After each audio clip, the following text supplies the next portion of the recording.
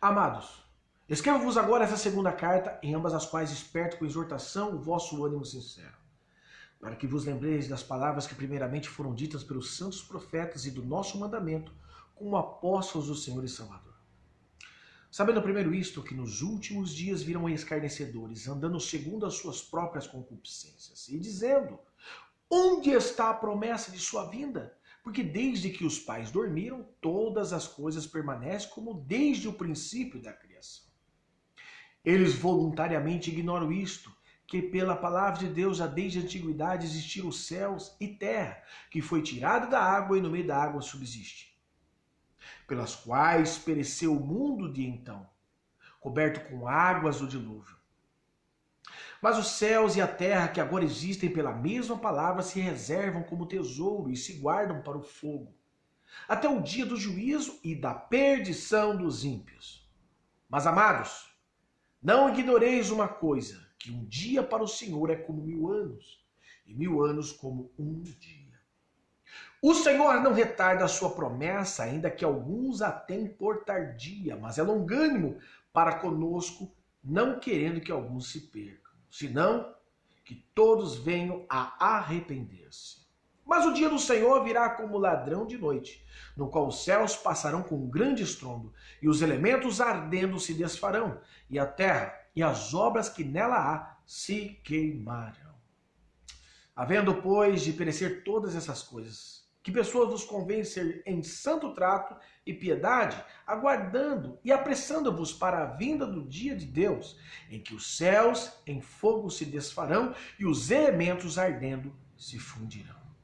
Mas nós, segundo a sua promessa, aguardamos novos céus e nova terra em que habita a justiça. Segunda carta do apóstolo Pedro, capítulo 3, verso 1 a 13. Falar do fim do mundo e segunda vinda de Cristo em nossos dias pode nos render o título de louco. Piadas em cartoons com malucos, barbudos e cabeludos carregando cartazes com diretrizes "o fim está próximo" são muito comuns em revistas e jornais. São muitos que zombam desta verdade. Pedro já lutava contra esse tipo de insinuação pouco mais de 30 anos depois da morte de Jesus. Alguns daquela época já desafiavam claramente, perguntando onde está a promessa da sua vinda, no versículo 4. Muitos talvez estejam desafiando também com palavras e outros com ações, mesmo crentes vivendo nos dias de hoje talvez vivem como se Jesus nunca voltasse. Afinal de contas, Jesus volta ou não volta? Volta. Porém, o tempo é diferente do nosso. O verso 8 diz assim: um dia para Deus é como 1000 anos e 1000 anos como um dia. Sendo assim, para Deus não tem horas. Jesus volta ou não volta? Volta, mas está esperando que mais pessoas sejam salvas. Nós sabemos que a vinda de Jesus será um dia de gozo, festa para o salvo.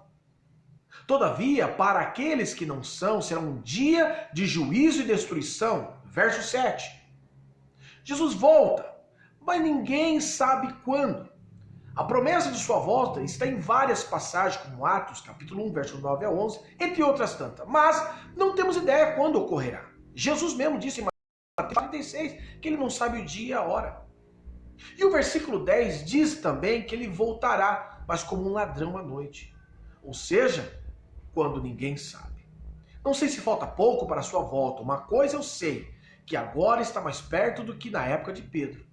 Você que me ouve agora, faça uma reflexão de como está a sua vida. Você ainda talvez não tomou alguma decisão, mas tome agora e entregue a sua vida para o Senhor Jesus para não ser pego desapercebido. Deus abençoe.